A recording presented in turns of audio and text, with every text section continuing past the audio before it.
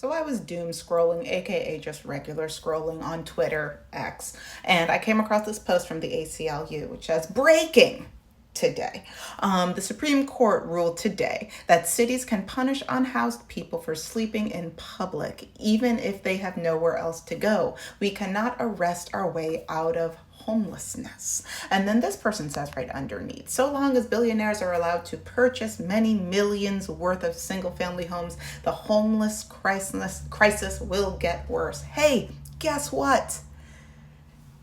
This has been happening for a while, but I just really want to dive into some articles that mostly like one specifically from the Associated Press. I will put the link below, that really breaks down how bad this is. And I want to get even more specific about this as far as how this will immediately affect women and femmes and people that have to engage with men, because it's all of these political articles that I'm talking about within the United States, it's all coming to a head. It's all coming to a point. I'm just grabbing the pieces of this puzzle so that way we can all put them together and scream or make a plan.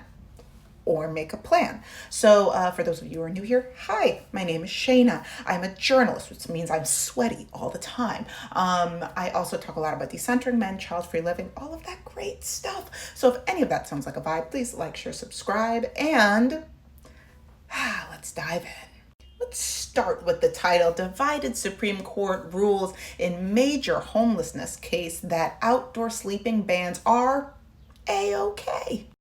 The Supreme Court cleared way for cities to enforce bans on homeless people sleeping outside in public spaces on Friday, overturning a California appeals court ruling that found such laws amount to cruel and unusual punishment when shelter space is lacking. Yeah, all right, the case is the High Court's most significant issue in decades and comes as a rising number of people in the U.S. are without a permanent place to live. In a 6-3 decision along ideological lines, the High Court found that outdoor sleeping bans don't violate the Eighth Amendment.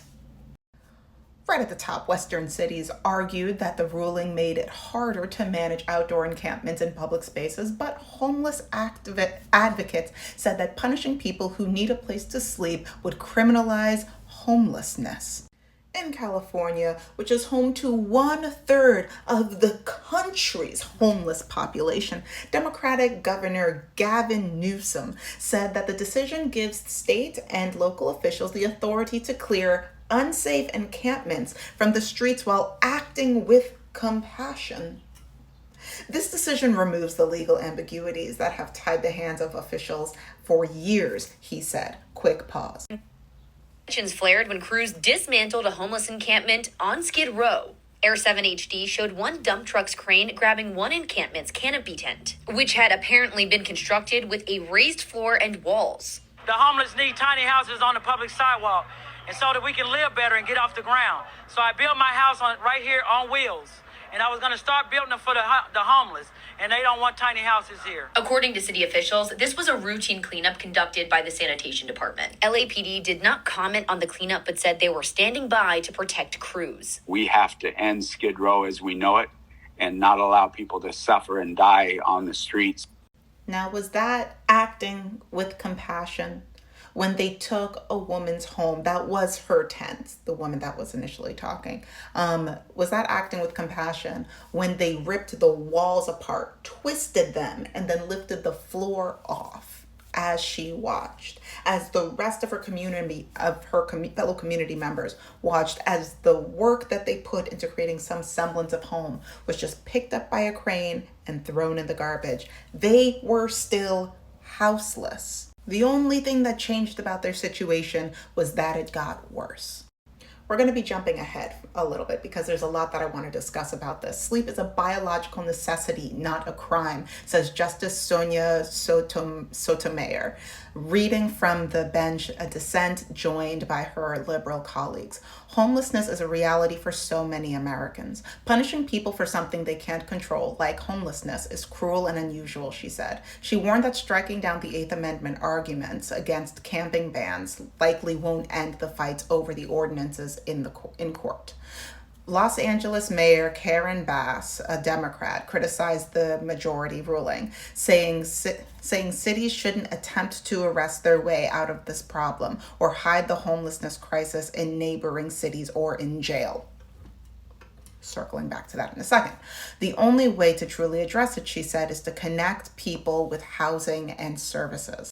If you live in the United States, I would like for you to sound off in the comment section. If you have noticed not just an increase of homeless people in your area, but if you've really been paying attention, noticing new homeless people in your area, noticing people that seem like they don't really know where anything is, homeless people in your area. I was recently visiting a friend of mine who lives in who lives in the Jersey side of Philly.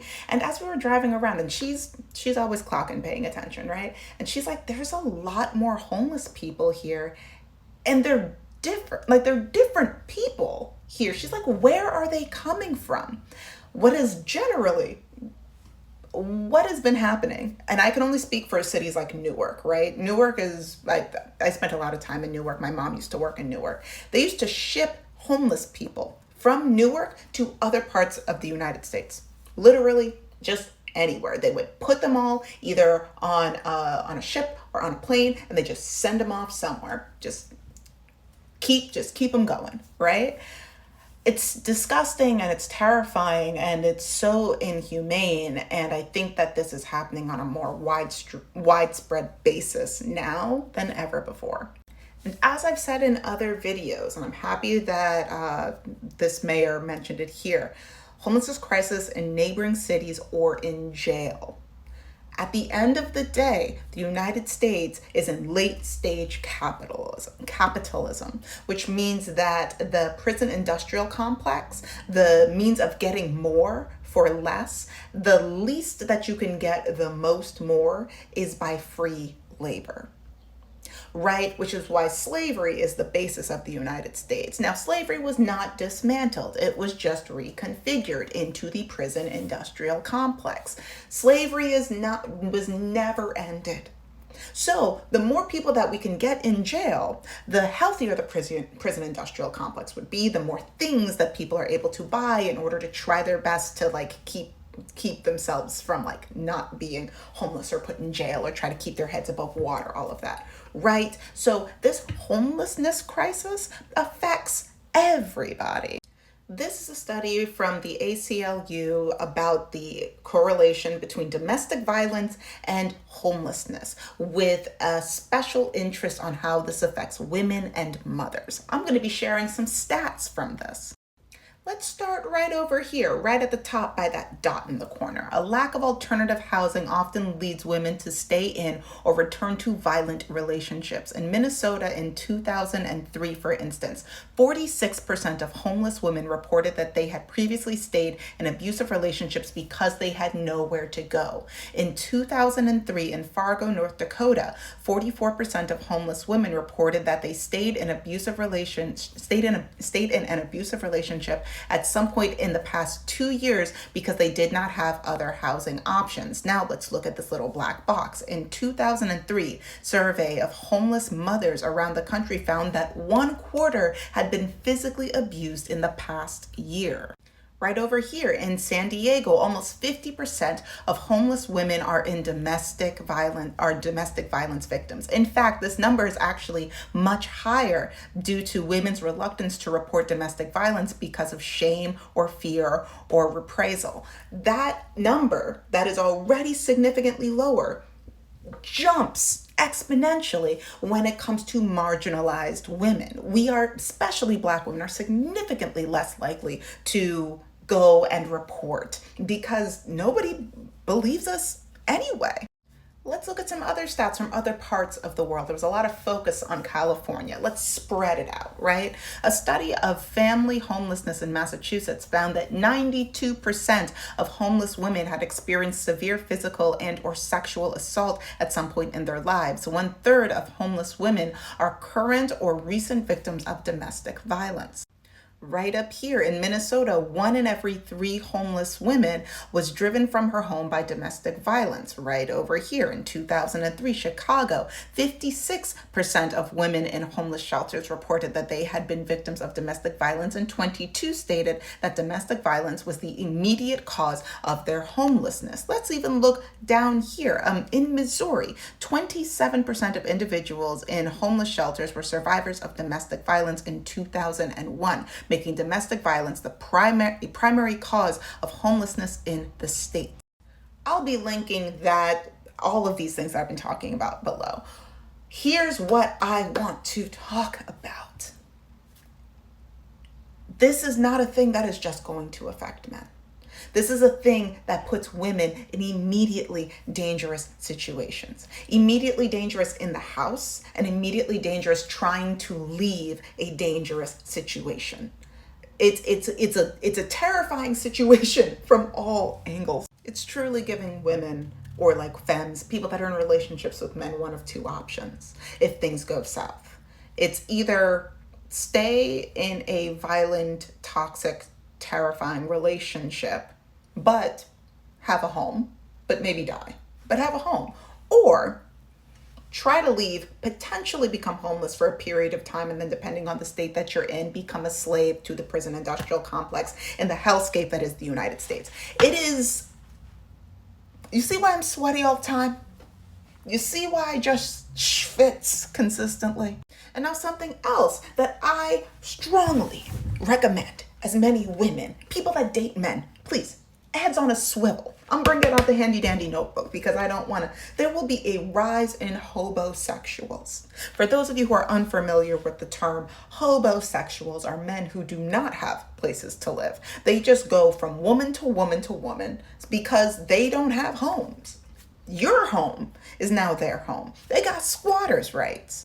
With this law now being codified by the United States Supreme Court, these men are going to have even more ammunition to find a woman, any woman, because it is find a woman or jail. Hobosexual. Now I wrote this down, so I'm just going to read this because I don't want to mess this up. Do most men belong in jail? Yes. But not because of capitalism. Not because of some systematic injustice that we are all suffering under. No, they belong in jail because of who they are as people. I don't want capitalism to be the thing that puts these men in jail. I'm gonna calm down. I'm raising my own blood pressure. Now I'm gonna close out this video with this note right over here.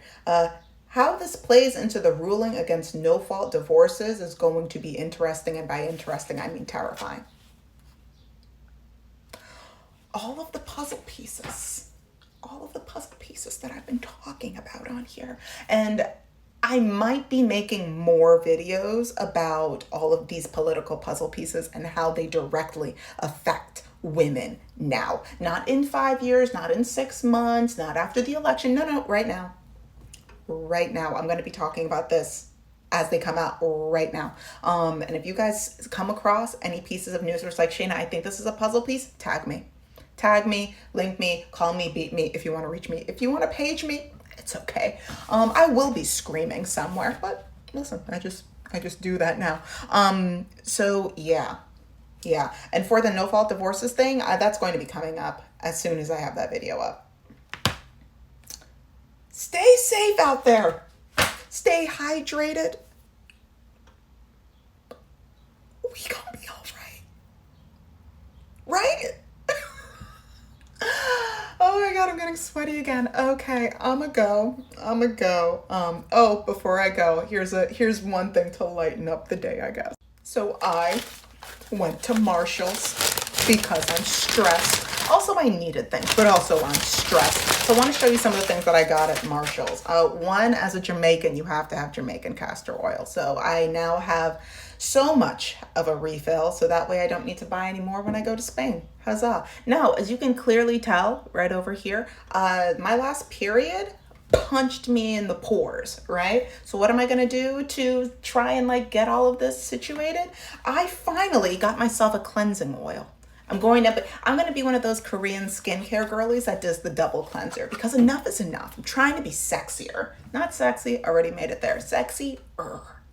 So I'm going to be working on that. Also, Marshall's isn't sponsoring this video. They should. They should, but they're not, and I'm looking directly at you. Now, Biosense has me in a chokehold. Like they've got me just, they've got me like I'm a little sibling kind of chokehold. You know what I mean? This one I have not tried before, but it is supposed to be, I love this brand. I love this brand. So I have not tried this before, but I'll let you know how it works. This though is going to clear this up. I'm going to say in about a week and a half. This has always worked like a charm for me, and this usually goes for about like $75, maybe $80. Biddies, I got this for 15 smackers. So that's all I gotta say. I'm gonna go pat my armpits down and drink some water. Maybe watch Too Cute on Discovery Plus and get this out of my system. I'll talk to you guys later. Bye.